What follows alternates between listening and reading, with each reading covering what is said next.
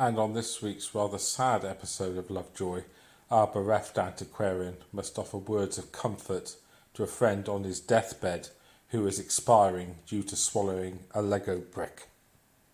I will profane your fucking remains, E.B. Not my remains, they are. Gabriel's trumpet will produce you from the ass of a pig. And now, a word from our sponsor. I know my own needs. And what I need from an automobile, I know I get from this new Cordova. I could ask for nothing beyond the quality of Cordova's workmanship, the tastefulness of its appearance. I request nothing beyond the thickly cushioned luxury of seats available even in soft Corinthian leather. Yet it is on the highway where Cordova best answers my demands.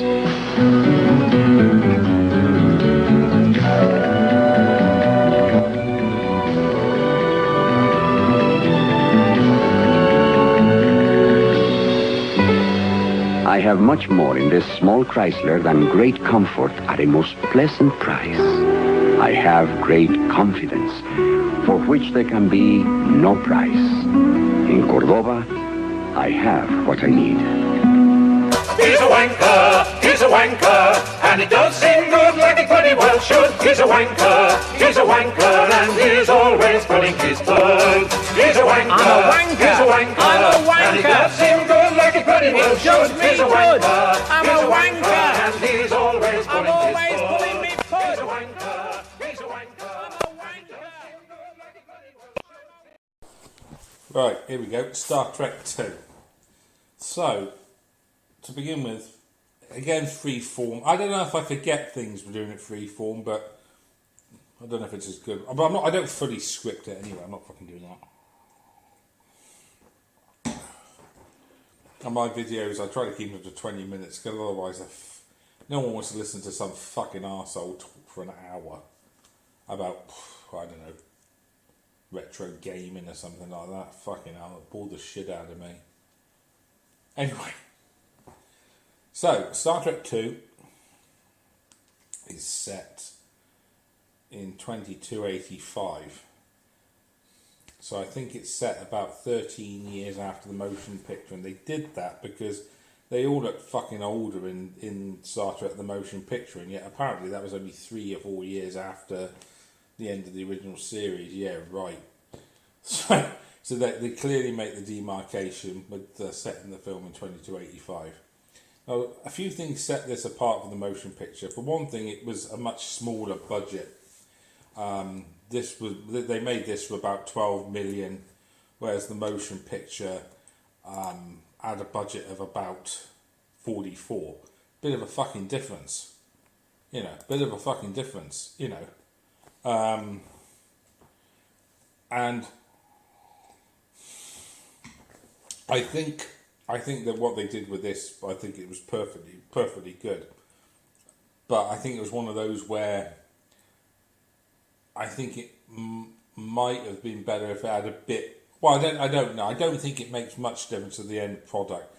See, the reason with the motion picture, they pissed around with a lot of stuff. I mean, I think Nimoy said in one of his books where, you know, they spent hours and hours and hours and hours coming up with new transporter effects, and it's just like, fucking hell, on the original series, we didn't say fucking hell, Spock might have done, but in the original series, it was just used fucking Christmas tree lights, for Christ's sake. So there was a lot of pissing round. I think it would have benefited maybe by another 8 or 10 million, maybe, I don't know, but this one is almost diametrically opposed to the first one, in that the first one was expensive, this one was peppy and cheap. Now, I've got to be honest, this is a really good film. It's a credit to what you can do with a bloody good script and a good director. But here's an interesting thing with the director they got. Like, Nicholas Meyer was not a fan of the original Star Trek. He wanted to bring his own spin to it. And he had his own ideas of what he wanted to do. Very similar, almost identical to what these wankers, these woke wankers on this new fucking thing that masquerades as Star Trek is doing now. However, there's a key difference. Number one, he's talented. He's a good writer. Number two, he respected the source material. Now, if you're a good writer and you respect the source material, if you're not a fan and you want to do your own thing, within the parameters set, could be a good thing. And that's when you get Star Trek 2. If you're a fucking no-talent prick like Alex Kurtzman, who can't write to save his life and looks like a fucking shaved gerbil, then you end and doesn't respect the source material. Most importantly, what you end up with is woke bullshit that is poorly written, poorly scripted, and complete horseshit. So it doesn't actually matter. Star Trek 2 is a good example of you don't need to be a fan of the original. In fact, maybe it serves it if you're not. Because but as long as you respect the original and you went back and you watched the episodes, and as long as you have talent, you can produce something really good. Now, I would make the argument, for all intents and purposes, Star Trek 2 isn't really anything really to do with Star Trek. It's basically a glorified space battle. But what makes it, in a way, more Star Trek than the motion picture is the interactions with the crew. McCoy and Spock, they play off of each other. They have fucking bants. So in a way, it's more Star Trek than the first one. But I admire the first one because at least they were going out there to investigate it. I'm turning into a fucking arsehole who makes overlong videos now. Naming no fucking names. Arsehole. Anyway, so, here we go. We begin the more reasons why, the analysis of why Kirk, I don't think he's fucking wanted or valued. And I'm surprised Shatner's ego didn't pick up on this, because now that I watch it now, it's quite obvious. Because what happens in Star Trek 2 at the beginning? Well, he's an admiral still, right? And he's a fucking teacher. Now, you could say, okay, maybe they had to chase him halfway around the fucking galaxy to get the Enterprise back at the end of the motion picture. In the books and the comics, it's suggested, bit of inside information, that he actually went on two more 5-year missions in that period. And the comic makes a fucking stupid argument. It doesn't really work, in my opinion. That the reason he gave up command was because his cadets were starting to idolise him a bit too much and putting themselves in harm's way, making him like a legend, and he thought, no, I don't want this. So that's why we became, but I think it's bollocks. So basically, he's back to square one in terms of command that he was in the first film. But actually, it's worse off now, because it's like, he's morose. So basically, Leonard Nimoy, I think probably to a lesser degree than Harrison Ford on Return of the Jedi. I'm going to sneeze, hang on, excuse me. And through the power of editing, I'm back. He only wanted to, he only wanted to do it if could be killed off. I mean, fucking Harrison Ford spent most of Empire Strikes Back. Oh, can I die? Can I die? Can I die? No, you're not going to fucking die. Oh, please. No, you're not going to fucking die. We're putting in the carbonite. Okay, do I survive? We don't fucking know. So he gets to Return the Jedi, because the rest of them had contracts for like 2 or 3 films. Harrison Ford never did. So if he turned around and Return the Jedi and said, I don't want to be in it, they would have killed him off. But he decided to come back for it. I'm glad he did. But he was he was fucking wanking to the fucking brim when those new Star Wars abortions came out, because he fucking died in them. He didn't fucking die. Read the fucking books for it. He goes on to have a family, for Christ's sake. And the kids, Jesus Christ, the kids, they have 3 kids in the fucking book. I'm talking about Star Wars now. Have you seen that ugly bastard in the new Star Wars film? Jesus Christ, he looks like Quasi fucking Modo. Anyway, enough about that. Back to Star Trek 2. So Shatner's in the doldrums. Well, he probably was. Shatner's in the doldrums because he can't find detergent for his wig. Now, Kirk's in the fucking Kirk. Fucking Kirk is pissed off because he's teaching kids. Who fucking wouldn't be? So Leonard Nimoy didn't want to be in it. He was being awkward again. But they said, well, look, if you come back, we'll kill you off, and it'll be quite good. But when he got back on the set, he kind of thought to himself, I'm enjoying myself. I'm having a good time. I don't really want this to end. So ultimately, they came up with this solution. And also, Gene Roddenberry was being a real arsehole at the time because he was disseminating the fact that Spock dies in this film. There was fucking hell up from the fans. So what Meyer did, which was quite clever, he starts the film where they're having a training simulation and they all die on the bridge, including Spock. But it's only a simulation. Now, whether the audience were fucking dumb enough and took that as meaning, oh, that's what they meant when he dies, I don't know. But either way, I think it softens it a bit when it does happen. So, simulation ends. It's the Kobayashi Maru. Right, I'll tell you a little story now. They did a novel, right? They did a novel called Kobayashi Maru, and it was it was one of the better novels they did. And Kirk and Scott and Sulu are stuck in a shuttle. The warp drive's gone off. So they start telling each other stories of how they got past the Kobayashi Maru. And how Kirk did it. It's alluded to in the film, but in the book it's really quite cool because Kirk reprograms the simulation so he can win. And what happens is, Kirk says, right, go into the neutral zone for the Kobayashi Maru. The Klingons hail him and said, right, we're gonna blow you up. And Kirk says, look, I'm Captain Kirk of the Enterprise, of the ship, whatever he's on. And the Klingons said, oh, what, the Captain Kirk? Yeah, the captain. Oh, of course, we'll help you. We'll do whatever you want, because he's reprogrammed the simulation, and that's how he fucking was able to beat it. So anyway, and Scotty's was something to do with engineering. I don't think he did beat it, but he got a good score.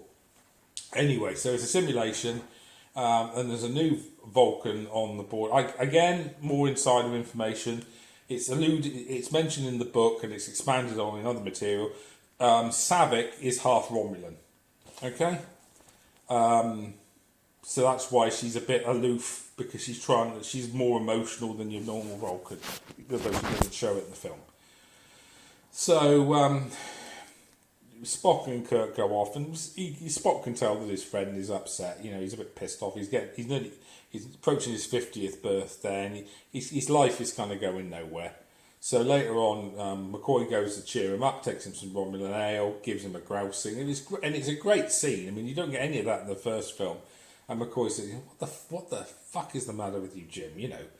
Pull yourself together. I mean, it's your fucking fault. You don't have to, I mean, okay, maybe command isn't as forthcoming, but there are other options." And you can tell that he's a bit kind of low. He's a bit, I'm fucking fed up with this and all this bullshit. Fucking kids are giving me fucking arseache. Every day they're asking me to sign their boobs and all this kind of stuff. Yeah, so the Doctor isn't very happy. So it cuts to another starship called the Reliant. Now, you got to bear in mind that up until this point, this is the first time you actually see a different starship design, which is the Reliant. Originally, it was called an Avenger class, but then later on they said it on Miranda class. More inside information: the original "I'm on fire today, boys and girls," or whatever set. I'm not getting into that. Fuck it. Whatever carbon-based life form you are that's listening to that, I'm grateful. I don't give a shit what you stick where or with who. The Reliant originally was supposed to be the other way up, but when the plans went in and they started filming it, they realised it actually looked better the way it was. So there's a new ship, Miranda class ship, and basically it's searching out planets. Habitable planets that can be used as a test bed for a device called the Genesis device, which is able to terraform planets very, very rapidly. Okay. Very good technology. Again, something is in this. We've not really touched on again, But they did do a series of books, the Genesis Wave books, which were set in Picard's time. They were quite good. Captain's called Tyrell. Good performance by Paul Winfield. Great actor. And maybe a little bit Deus Ex, but Chekhov's on board as well. Okay. You know, he's obviously gone off and done other things. They made him first officer. He's a commander. He's a full commander by this point. So they come across a planet that they believe to be Ceti Alpha 6. Now, I no real spoiler alerts. Chekhov wasn't in the episode of Space Seed where they first meet Khan, because that was the first series episode. Chekhov didn't turn up until series 2. Now the books kind of cleverly retcon it by saying, well, Khan must remember him from as someone who was in engineering, because Chekhov started his tenure on the Enterprise in engineering. But what I can understand is, you know, if I was in the Ceti Alpha system, I would probably fucking remember Khan if I was Chekhov. So that's a bit. So they find this planet. They beam down. It's all sandy and windswept. It's like Perranporth on a fucking shitty day. And they find these abandoned shipping containers. And Chekhov realises quite quickly, fucking hell. He does actually say that. Fucking hell, it can't. But too late, Khan comes in. You're on the wrong fucking planets. We're on Ceti Alpha 5. A couple of months after we were settled here. They did a good comic about that as well. Again, as an aside, Khan ruling in hell, which explains what happened. They were making their way quite nicely until Ceti Alpha 6 blew up, and then all this happened. So Khan sees an opportunity to get off this fucking planet. So he impregnates Chekhov and Tyrell with Ceti eels, which if they enter through the ear, make people, you know, rather susceptible to suggestion. Horrible. Now I should say that it's stated in the film that I am rambling. I do apologise. I'm trying to make it funny, but I can't find some way how to make rape funny. Give me time. But she dies. Now the reason she's not in the film is, unfortunately, the actress who played her in the TV series had an MS at this point. But talking about fucking health, look at Ricardo Montalban. He's a fucking beast. And everybody kind of ribs. No, those were his fucking pecs. He was doing fucking push. That guy was a fucking beast. You know, and I really had a lot of time for old Ricardo. So he uses them, beams up to the Reliant, and they take over the ship. Now you don't really see it that much in the film, but Khan Noonien Singh was a genetically engineered Superman, and there were a number of these people who followed him into space in a sleeper ship. And then was later picked up by Captain Kirk.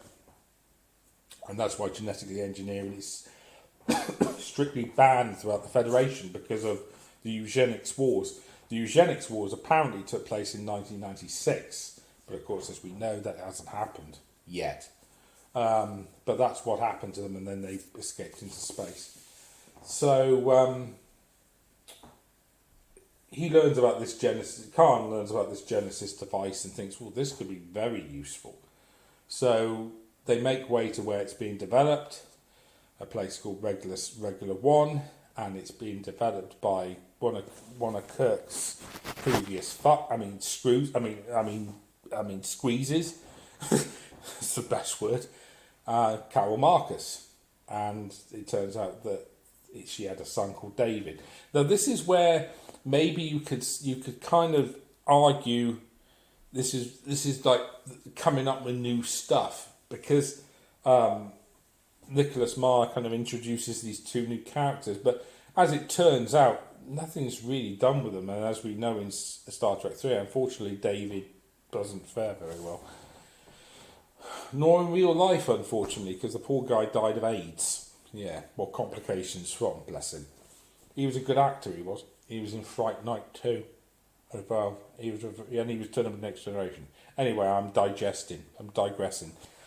Yeah, so, oh shit, 18 minutes.